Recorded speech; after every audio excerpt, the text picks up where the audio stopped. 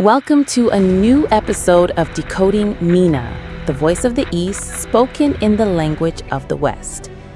Have you ever wondered how the chief of staff of the Israeli army can freely roam Syrian territory?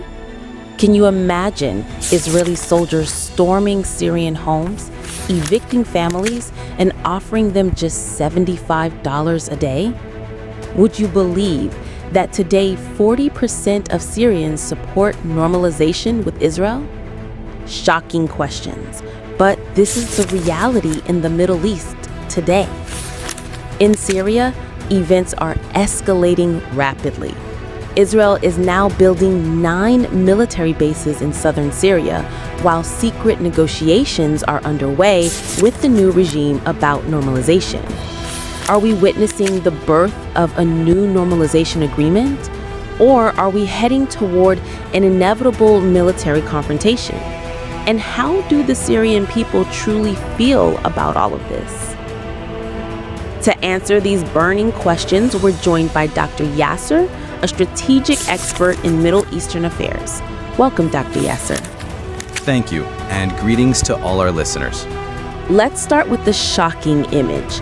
How did we reach a point where the Israeli chief of staff is inspecting troops on Syrian soil? This isn't just a show of force. It's a clear political message.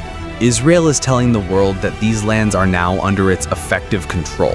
After the fall of Bashar al-Assad's regime, Israel exploited the security vacuum and seized large areas in southern Syria under the pretext of protecting its borders.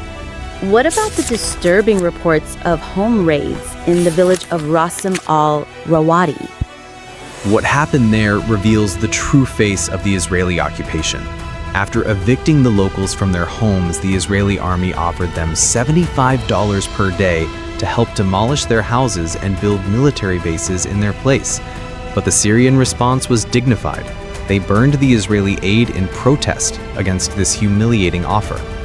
This brings us to a critical question. Where is the Syrian army in all of this? The Syrian army is currently undergoing restructuring under the leadership of Ahmad al-Shara. But here's the twist. Israel has launched over 600 airstrikes to destroy what remained of the Syrian military after Assad's fall. How can we expect a shattered army to stand up to Israel's military power at this stage? We're hearing talk of normalization talks underway.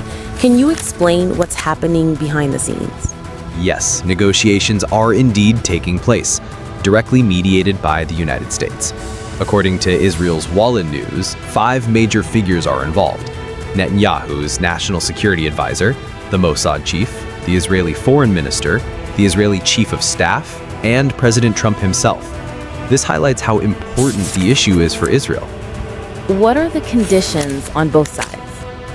Ahmad al-Shara is demanding Israel's withdrawal from territories occupied after Assad's fall, but notably, he makes no mention of the Golan Heights, which has been occupied since 1967. Meanwhile, Israel refuses to relinquish even an inch of the newly seized lands and wants normalization without offering anything in return. That reminds us of the historic Rabin Deposit. Indeed, the Rabin Deposit was an informal peace understanding in the 1990s where Israel agreed to a full withdrawal from the Golan in exchange for normalization with Syria. But Rabin's assassination by an Israeli extremist ended that chance. Ironically, supporters of the assassin at the time included Itamar Ben-Gvir and even a young Netanyahu. Now that Netanyahu is in power, how has the approach changed? Netanyahu has adopted a completely different strategy. Rabin offered normalization in exchange for withdrawal, while Netanyahu demands normalization without concessions. That's why we see his chief of staff wandering through Syria as if it were Israeli territory. What about public opinion? Do we have any data on how Syrians feel about normalization? A shocking poll by the Syrian Center for Public Opinion Studies surveyed 2,500 Syrians. The results?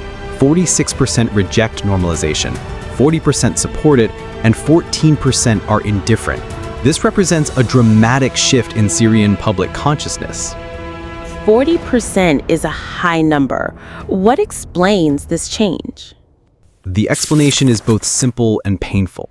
Bashar al-Assad killed over 200,000 Syrian civilians, including 23,000 children. He used 82,000 barrel bombs and launched 217 chemical attacks. He displaced 6.5 million people internally and drove another 7 million into exile. Compared to that hell, some Syrians now see normalization with Israel as the lesser evil. But still, 46% remain opposed. Why? These are the generations who lived through the wars with Israel, 1948, 1967, and 1973. Nearly every Syrian family lost a father, son, or husband in these wars. That generation will not forget.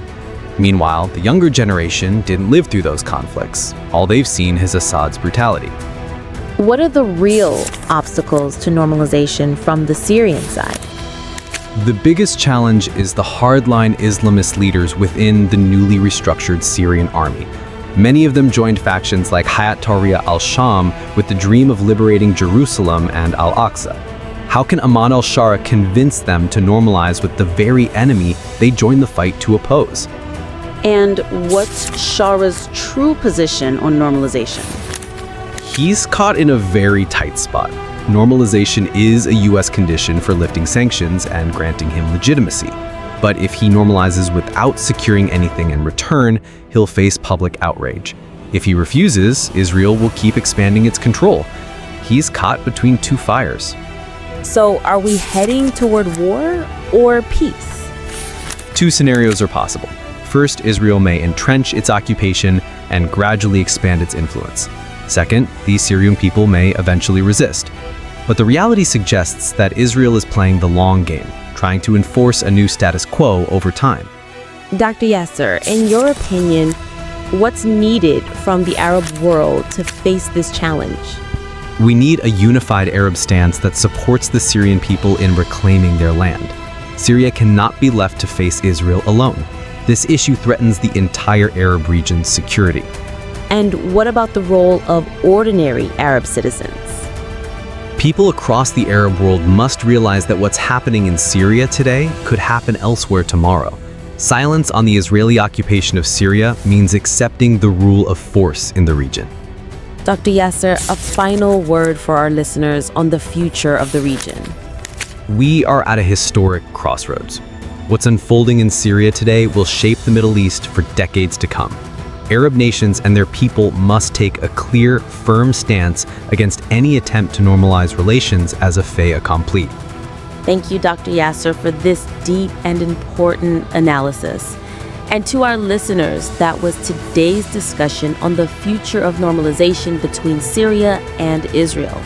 It's a topic that demands close attention as it affects the future of the entire region. Don't forget to subscribe to Decoding MENA and activate the bell icon to stay updated with our deep analysis of the region's most critical developments.